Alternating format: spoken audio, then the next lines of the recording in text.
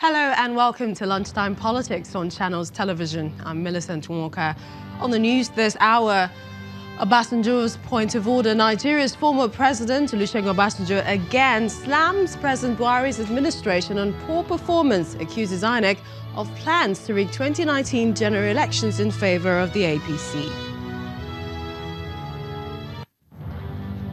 Major opposition party PDP says the former president is on point with his accusations against INEC over 2019 elections. And APC replies Obasanjo says the former president is being haunted by his past.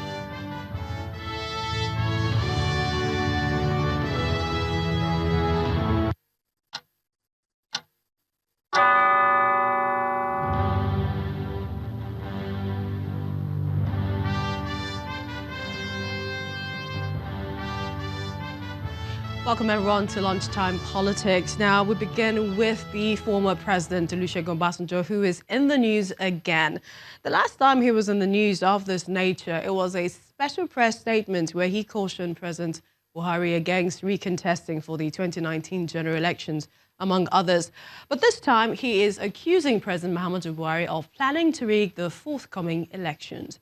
The former president made the allegation in Abeokuta recently, where he read from a 26-page document, portions of which claims the country is back to the Abacha era when state institutions were used to fight perceived enemies of government.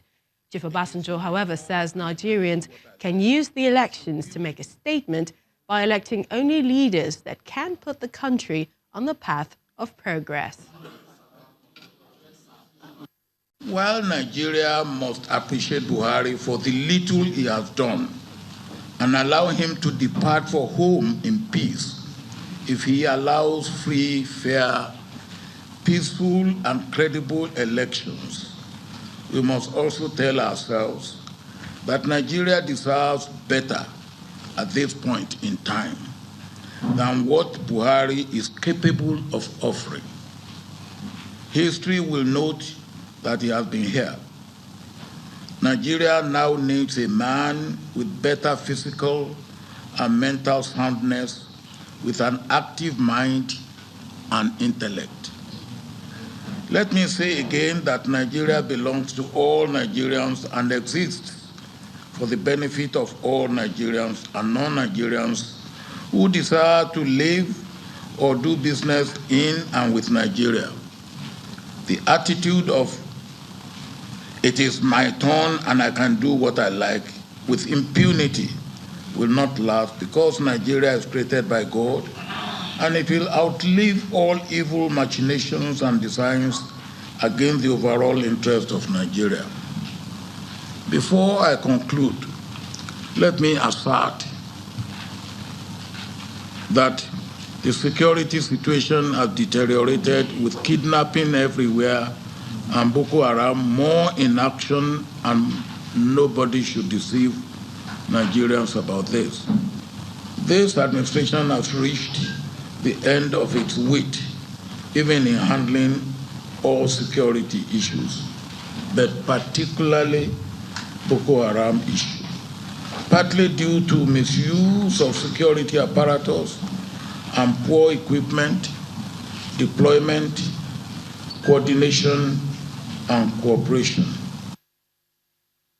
Well, the All Progressives Congress, APC, will have none of the accusations from the former president. In a swift reaction, the party spokesman, Lanre Issa-Onilu, says claims that the party and its candidates are planning to rig the forthcoming elections are nothing but the imagination of the former president. He advises the former president to readjust himself to the reality of an imminent defeat for whichever party he is supporting. Imminent defeat. We can understand where the former president is coming from. His past is haunting him. He imagines that perhaps the way he did it, remembering, he must have consulted or looked back at the books, of when he was president, and saw clearly that if they use this same method that I used, this is what is going to happen. 2003 and 2007 elections were nothing to write home about. Those happened under President Obasanjo. We all knew how the elections went. So for us in APC,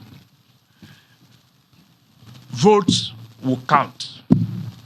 We are going to have a free, credible, and fair election. We have no reason to want to rig election. Our achievements speak for us. President Obasanjo should adjust himself to the reality of the imminent defeat that is staring him in the face. He has carried himself about as the dispenser of our destiny. And God is showing him clearly that he has just only been lucky. And the favors that God has done to him, he has now considered those to be things that are coming from himself. On the flip side, a swift counter-reaction to the APC's resentment of the former president's point of order, the People's Democratic Party, they are throwing their weight behind former President Obasanjo. Speaking on our breakfast program, Sunrise Daily, Mr. Kola Logbodinyo's spokesman maintained that Chief Obasanjo's position has vindicated the PDP stance that the Independent National Electoral Commission, INEC, has set in motion plans to rig the forthcoming elections in favor of the All Progressives Congress. What the former President Olusegun Obasanjo said, does it detach from the reality? Is it a lie? Is it not a fact known to you and I, Chamberlain? Is it not the truth? Are we having the best in the world today? Are we recognized by the international community? Is this the pedestal of the nation when President Muhammadu Buhari assumed the office? When we're going through this type of killings, the hunger, the deprivations, the starvations. So what has President Obasanjo said? That anybody will come out, like you said, and say that it's because he's supporting a particular candidate or because he's supporting the people's candidate. So as far as we are concerned, President Olusegun Obasanjo's statement last night has come to vindicate the position of the People's Democratic Party. And it is so, because it is manifest to every Nigerian. But you know, that President Muhammadu Buhari, you also have a person does not have the intent. If you go backtrack a bit, we believe it's being pushed, like Aisha Buhari said, by a cabal in the villa.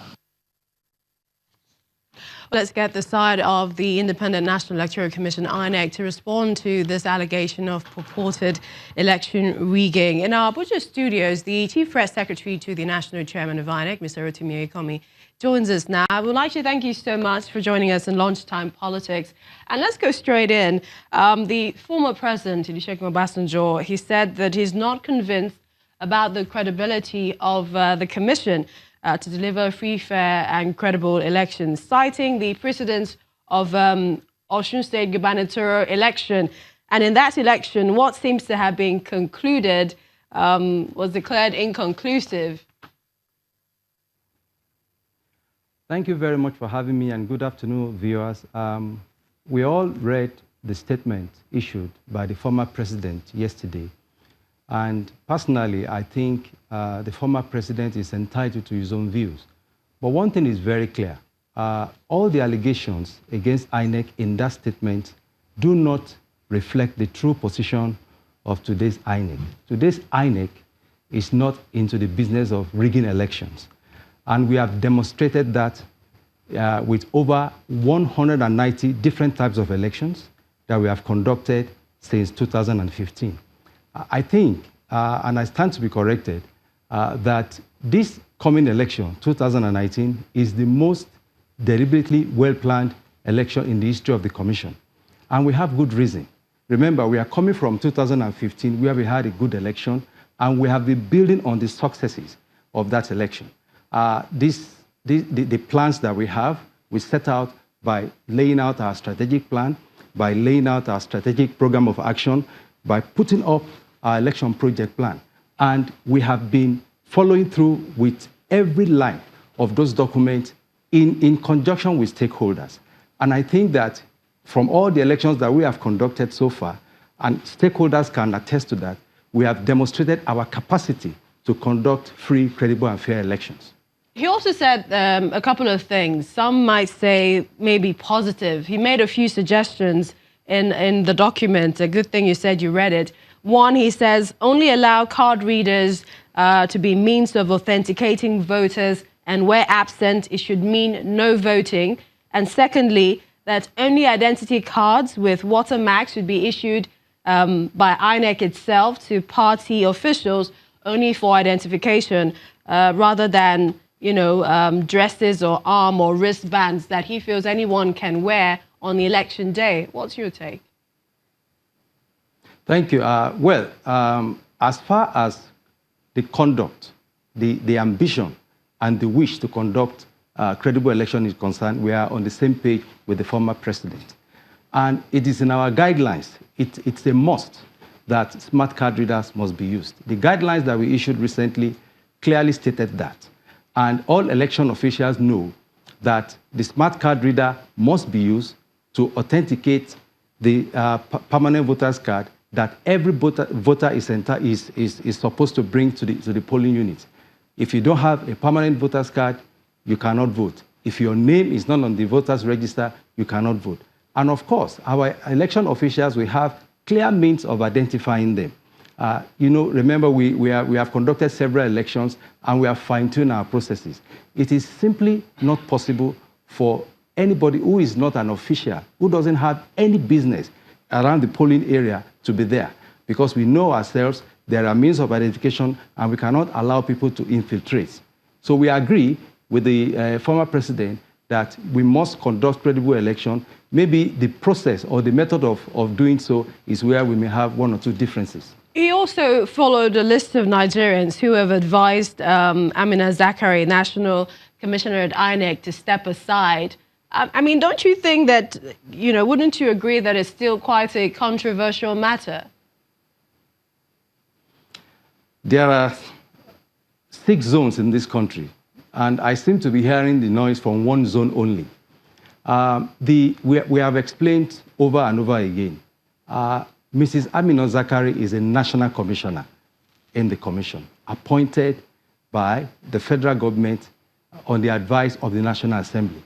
And there are processes for removing a national commissioner, which is similar to the processes of removing the resident electoral commissioner.